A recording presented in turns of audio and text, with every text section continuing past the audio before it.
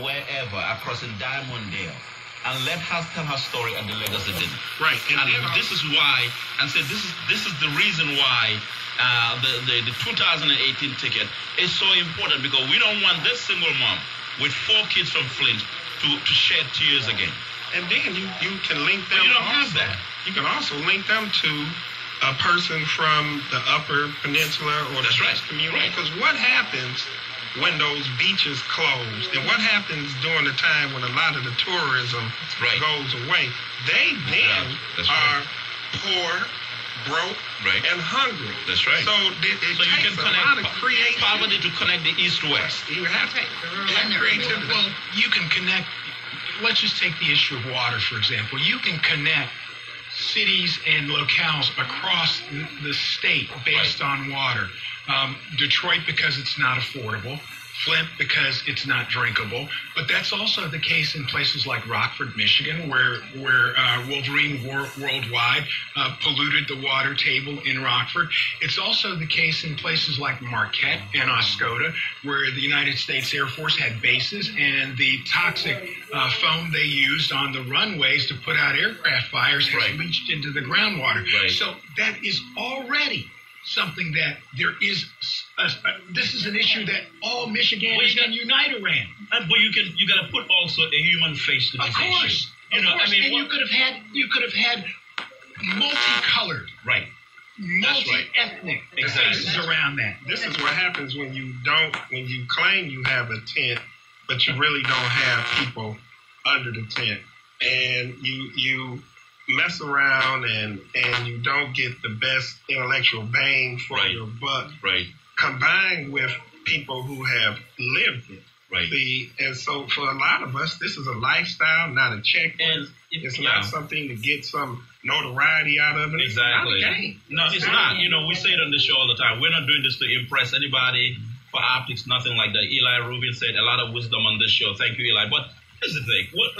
When I think about the Obama conventions, one of the most salient moments of the Obama era, Obama conventions was Lilly Ledbetter. It was. When she got on that stage. It wasn't an expert on minimum wage. You know what I mean? They didn't bring someone from Harvard who has 10 PhDs and written 10 books about the struggles of women and the minimum wage gap. She was the face of that issue because she went through it. And her story, nobody could tell her story other than her.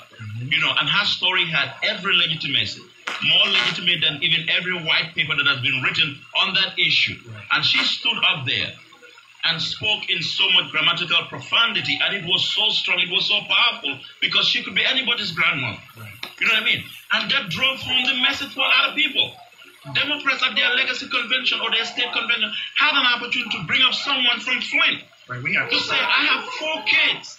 Right now, this is what we depend on. We don't even have insurance. This is the reason why the 2018 ticket is so significant. But no, it's the same set of players, same set of cast, and the same game. And we talk about talking how to will our people get community. motivated? I'm with you, but we also got some of the same people making the decisions within the party too. That cast of characters ain't changing. Well, I've already called for African Americans who are serving in the high echelons of the party to resign. They should resign. Protest some way. You should resign. Look, if you're okay with an all-white ticket, if that's okay for you, then you resign. And see, there is no pride. We have to stop all the socializing in some of our events and get more into the organizing, and that's a lot. And the difference, when you will know the difference, is sort of like being in the gym. You know the difference between when you're socializing, when you're organizing, because when you're organizing, you're going to feel the pain. Just like when you're working out and you're making adjustments to your body, you're going to feel the burn.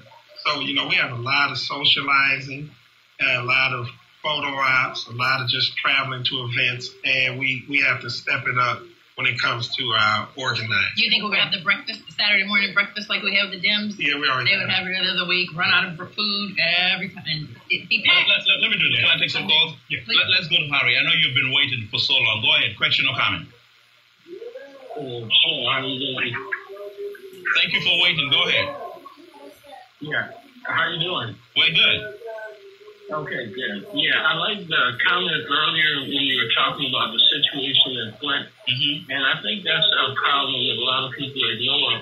The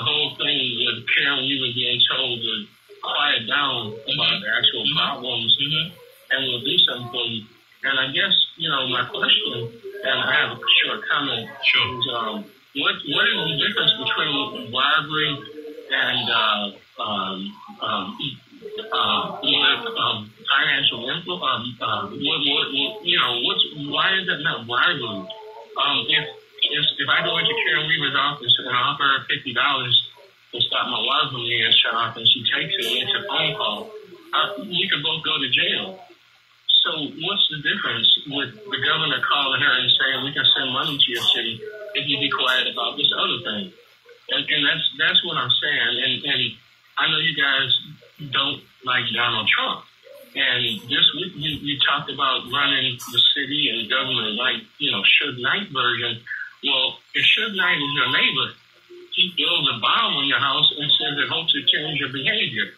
If you live next to a human, they say, hey, I'd like to talk to you about what the problem is.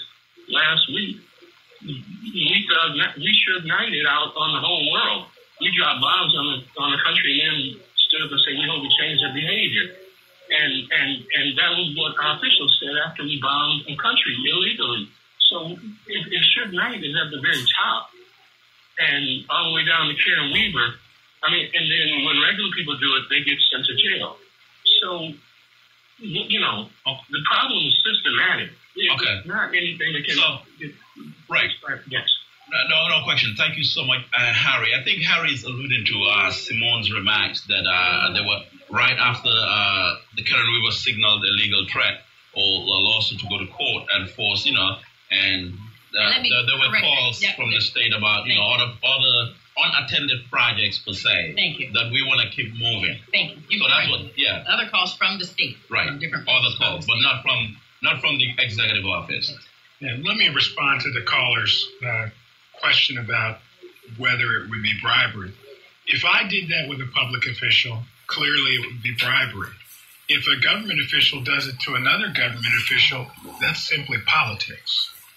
And we have to recognize that. And basically, those who have the power will use the power to enhance their position. And that's what the governor is doing.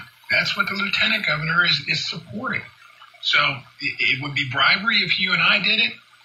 Because the governor and his folks did it, it's simply the use of political muscle. Do the Democrats really want the Flint issue, though, honestly? Because if they win, they own it. So do they really want to own it? Because the governor will have to own it, whether they like it or but not. If the Dems embrace it, if Cali wins, we know he's not going to own it, right? Because he's already established that up front. I'm just curious. The Dems were too silent to me throughout the whole water crisis. They were way too quiet. Came Johnny-come-lately and then jumped off the ship before the ship had actually sailed in. It's still in trouble, and we still need to hear more. So I contend that what you're seeing with Flint, I think, is what I call opportunistic reactions. Look, if CNN was here covering the reaction, doing a live coverage of the reaction to stopping bottled water, you will see every so-called major political leader commenting, going there and say the governor is the worst governor. Well, you didn't see any of that because the media is not there, so we're not commenting. We're only waiting for the media. Seriously. It's classic run out the clock politics. You got a little lead and you hold the ball. And on top of that, I think to comment on what the caller said, one of the things that I would want him to take in consideration is sometimes decisions deal with the experience or lack of experience of the people at the helm.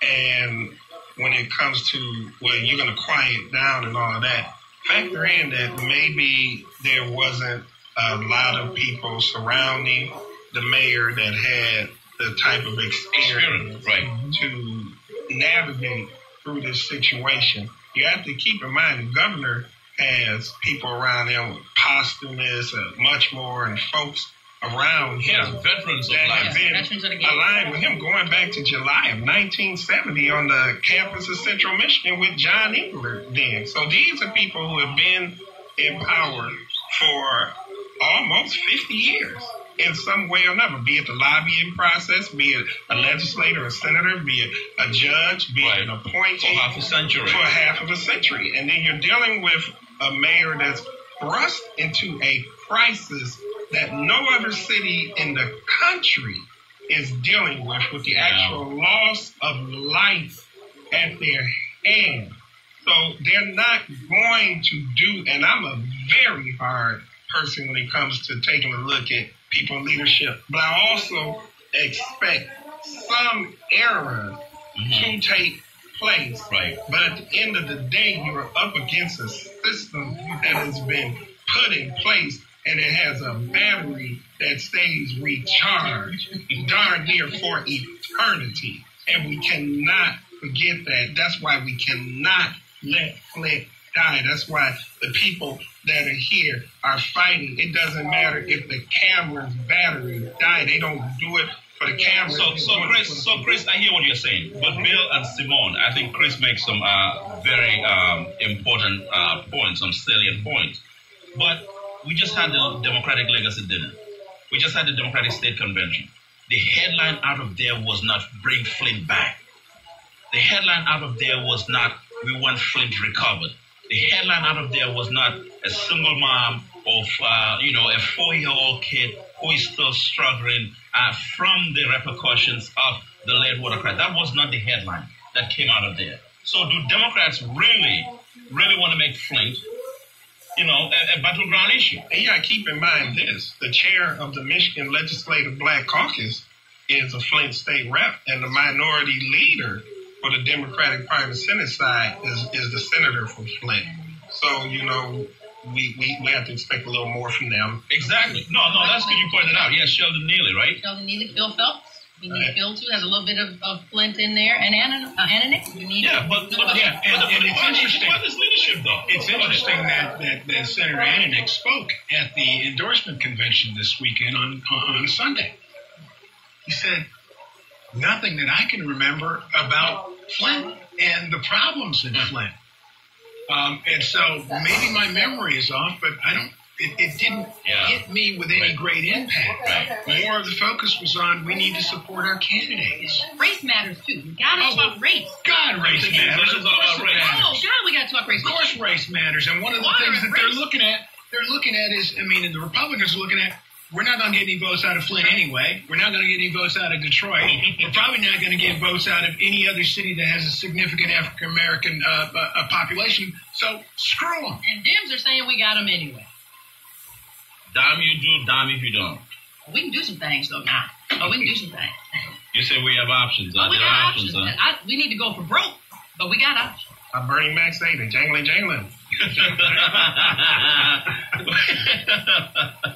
All right, we'll be right back with the roundtable. Don't go away. We're coming up to 1 p.m. Eastern Standard Time. It's Red Line here on 910 a.m. What is the Auburn agenda? 2018 gubernatorial race. I went to the Legacy Dinner. I followed the state convention on Twitter and, the coverage and all of that. There was no big to do about Flint.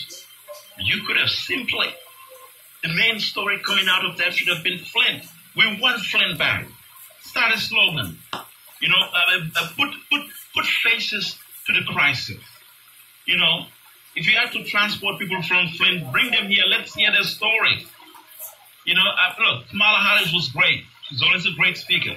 But what would have been a bigger treat for us, for some of us? If you presented someone from Flint, a mother, or a father, or a child, talking about what they went through. All the speech that Kamala Harris gave would not trump that because people can connect with that right away. But so many missteps for the Dems. We'll be right back.